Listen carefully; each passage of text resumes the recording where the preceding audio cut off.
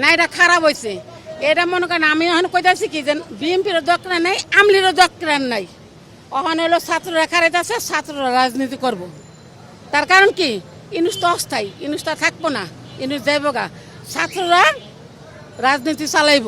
আলাদ দেখেন কয়টা যা মানুষ মরে আর কয়টা বাঁচে, কয় সালার পোলা তোরা কি চান্দা দিব।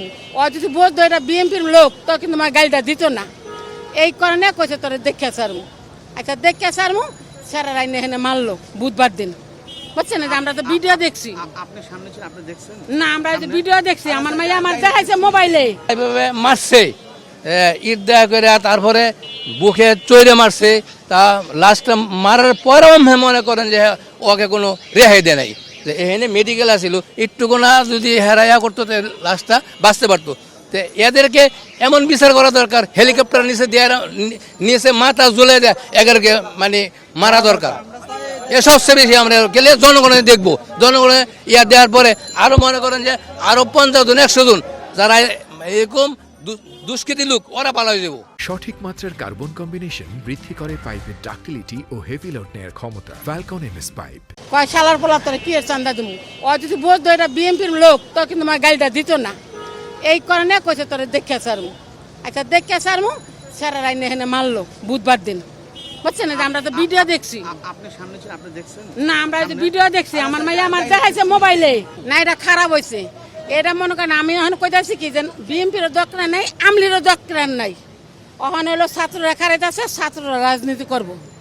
তার কারণ কি, ইনুস তো অস্থায়ী, ইনুস তো থাকবো না, ইনুস যাইব গা। ছাত্ররা রাজনীতি চালাইব। আলাদ দেখেন কয়টা যা মানুষ মরে আর কয়টা বাঁচে, এটা একবার আপনারা দেখেন, সুযোগ দেন, বুঝছেন? তার কারণ কি, অনেক কষ্ট করে পোলাপান IA pass, BA pass, MA pass করাইতেছে, ওখানে মহল্লা মহল্লা গাড়ি লইয়া ঘুরি। এখানে হত্যাকাণ্ডটা হয়েছে 9 তারিখ বিকালবেলায় আসরের পর। তো আমরা তখন এরপর দিনই স্যারদের কাছে যাই, যেহেতু ক্যাম্পাসের ভিতরে, বাইরে হলে হয়তো আমরা এতটা কনসার্ন থাকতাম না। তো স্যারদের কাছে আমরা যাই যে স্যার আমাদের এই যে এন্ট্রি পয়েন্টে, এটা হচ্ছে আমাদের মেন এন্ট্রি পয়েন্ট। সামনে একটা হোস্টেল আছে আলাউদ্দিন ছাত্রাবাস, সেখানে ফার্স্ট আর সেকেন্ড ইয়ারে থাকে। আর ওইদিকে আরেকটা ছাত্রাবাস আছে, সেটা হচ্ছে আমাদের প্রথম ছাত্রাবাস, সেখানে বাকি সিনিয়র বেচগুলো থাকে। তো মানে এরকম একটা নৃশংস হত্যাকাণ্ড ক্যাম্পাসের মধ্যে, সেটা হচ্ছে আনসার ক্যাম্পের সামনে, এবং আনসার এখানে ছিল, দায়িত্ব পালন করেছেন, সেটা আপনারাই দেখেছেন। যদি করতো তাহলে হয়তো বা এই হত্যাকাণ্ড হতো না। তাহলে যেই আনসারদেরকে দেওয়া হয়েছে আমাদের নিরাপত্তার জন্য, ওরাই যদি আমাদের রক্ষা করতে না আসে, তাহলে আমাদের নিরাপত্তা কোথায় থাকলো? এটা ছিল আমাদের 1 নম্বর দাবি, যে আনসারদেরকে মানে সক্রিয় করতে হবে, যেখানে যেখানে আনসার না সেখানে আনসার দিতে হবে।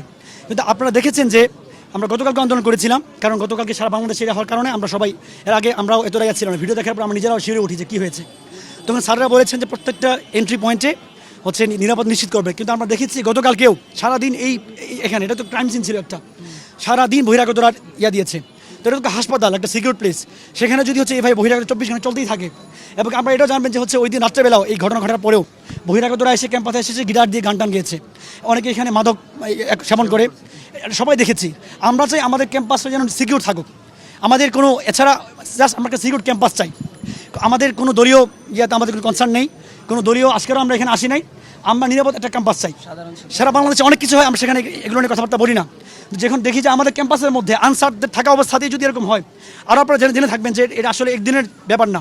মাঝে মাঝে এরকম হয়, রোগী আত্মীয়স্বজনরা এসে হাসপাতাল ভাঙচুর করে, ডাক্তারদের উপর চড়াও হয়, তখন আনসাররা দাঁড়িয়ে থাকে নির্বিকার হয়ে, তখন আমরাই ছাত্ররা এসে প্রোটেক্ট করি।